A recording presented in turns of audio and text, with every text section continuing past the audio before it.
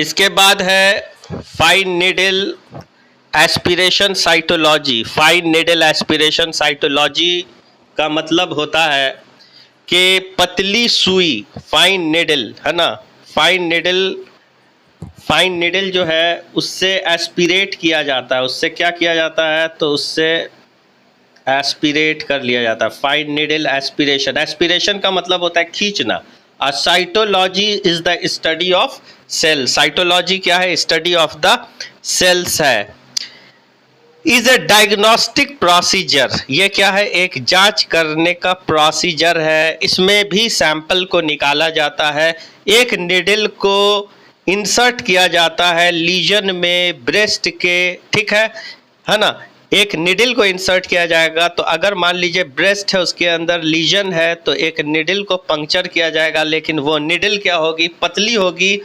इस टेक्निक को हम लोग FNAC, fine needle aspiration cytology के नाम से जानते हैं। Small amount of tissue is aspirated, कम मात्रा के टिश्यू को एस्पिरेट किया जाता है for examination under microscopy.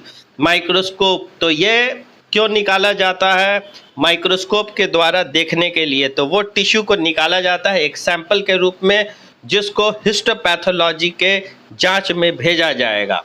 It is often performed, ये हमेशा अक्सर ये तरीके को परफॉर्म किया जाता है।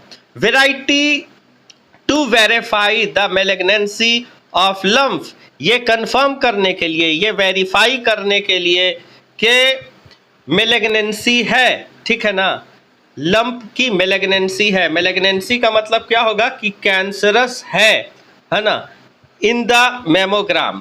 It eliminates the need for the patient to undergo open surgical biopsy, ठीक है। और इसकी ज़रूरत वहाँ पे ख़त्म हो जाती है जहाँ पे ओपन सर्जिकल बायोप्सी की ज़रूरत होती है। ये FNAC में ओपन सर्जिकल प्रोसीजर नहीं है, ठीक है। FNAC can be performed under clinical ultrasound. ये अल्ट्रासाउंड के साथ, अल्ट्रासाउंड क्या करेगा, गाइड करेगा, मदद करेगा। इसलिए कि डॉक्टर साहब जब यहाँ पर अल्ट्रासाउंड के प्रोब को रखेंगे, रुक जाइए दिखा रहा हूँ मैं। अगर मान लीजिए कि ब्रेस्ट है और डॉक्टर साहब प्रोब को ऐसा करके उसकी इमेज लेते हैं, तो एक साइड स्क्रीन पर वो ट्यूमर भी बन करके आएगा, और जब दूसरे साइड से निडल को इसमें इंजेक्ट किया जाएगा तो वो निडल अंदर होता हुआ दिखाई देगा, और टारगेट पर निडल पहुंचा करके उससे इमेज को लिया जा सकता है। कोई दिक्कत? आई डोंट थिंक सो कि कोई दिक्कत होगी।